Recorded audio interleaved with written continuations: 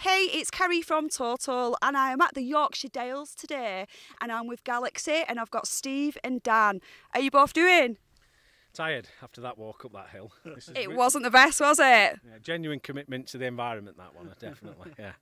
How are you getting on, Steve? Yeah, really well, thank you. Yeah, lovely to be out here in Yorkshire Dales and yeah, apart from walking up the hill, it's great. So we're up here for a reason, aren't we? Who'd like to go into a little bit of explanation about what we're doing here and what all this is? Well, a few months ago, Steve and I and one or two others at Galaxy had an idea about Galaxy going carbon neutral. So we kind of investigated it, and there's lots of different ways you can kind of offset your carbons, and a mixture of kind of buying green vehicles, getting electric forklifts, having a recycling policy, and lots of things. But they all feed into a bigger picture. So we contacted a company called Carbon Neutral Britain, and they come up with a way of measuring what our output was, and basically how much we had to kind of contribute, both financially and in time, I suppose, to offset those emissions that we've got. When you look around here is the forest that the Carbon Neutral Britain are involved in. So we thought it was quite a nice thing to come and have a look at it, because we've not seen it yet. And with us being a Yorkshire business, we thought it's a great place to come. Been in the Yorkshire Dales. At the moment, the Yorkshire Dales have only got 2.5% tree coverage, and you can see in the scenery, not a lot of trees. The national average is about 8%, and they're actually trying to put ancient broadleaf woodland here to increase it. But we've invested with Carbon Neutral Britain to offset our carbon in schemes such as this, where we're planting native trees to the UK. There's other projects worldwide, isn't there, Dan, that they're looking at? So when you kind of make the donation to the Carbon Neutral Britain, you get, surprisingly enough, got Britain in the title, but only 5 to 10% of the money gets invested in Britain, because Britain's quite green anyway in comparison to some other countries, and there's a lot more opportunity to make a bigger difference in countries abroad. So for instance, in Brazil, they're rebuying deforested rainforest and owning the land and reforesting it. So you've got the kind of opportunity to be involved in knowing that you're replanting trees in Brazil. And Nicaragua, Steve's got an example there, hasn't you? Quite a lot of it's where there's endangered species as well. So like the Brazilian project that Dan touched on, there's actually an endangered monkey, and I think about 70% of its territory has been eradicated for farming. So what they do is when some land becomes available, they actually buy the land and replace it with natural forest. They just leave it to go natural again. So it's there's dozens of projects. You can see them all on Carbon Neutral Britain's website. But we essentially invest all of our money to offset our carbon annually, so that they can invest in this variety of projects around the world. So it's really good. And it gives you a real buzz knowing that you've made a difference and that we've offset all of our carbon for last year. Yeah. And just in terms of our customers, they know that every journey is carbon offset. So if they're considerate constructors and they're wanting to sort of build in an environmentally friendly way, not only is the vehicle offset in terms of the journey and all the offices that we have, but also the products that we sell, like insulation, are involved in actually stopping CO2 from leaving buildings.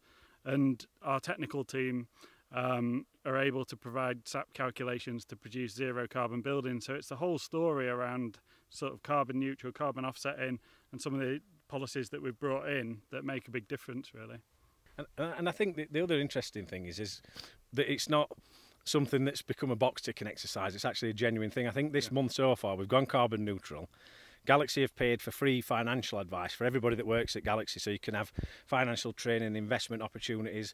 We've got mental health first aid clinics, we've got mental health courses, and this is all stuff that's been kind of financed and is genuinely about making people's life better at work. I think this is just part of a bigger picture. I think that's what we're trying to get the message across. That this, I mean, as fantastic as this is and as brilliant as it is looking at these trees that we've kind of helped finance, put in the ground, there's lots of other things that we can do, and there's lots of other things we're going to do, and that's the message, really, isn't it? Eventually, all companies are going to have to go carbon neutral, just because of the situation that the world's in. But we wanted to actually lead the way and show that we can lead the market in terms of our not just greenwashing and saying that we've got a recycling policy or we've got an electric vehicle. We've got all that, but we actually wanted to offset all of our carbon as a business. It's a genuine commitment to trying to do something better. Do you feel like companies and contractors are going to copy suit? A big driving force in why we've done this is we want to lead the market to change.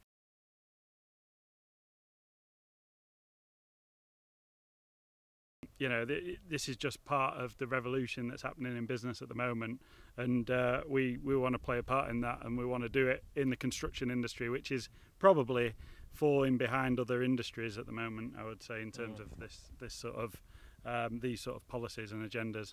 It's funny you should say that. There's a lot of main contractors and big construction companies that are trying to get zero emission by 2030. Yeah. So I suppose a lot of this, people are going to be doing similar schemes. Yeah. Hopefully the same ones in different areas so we can get trees all over the UK.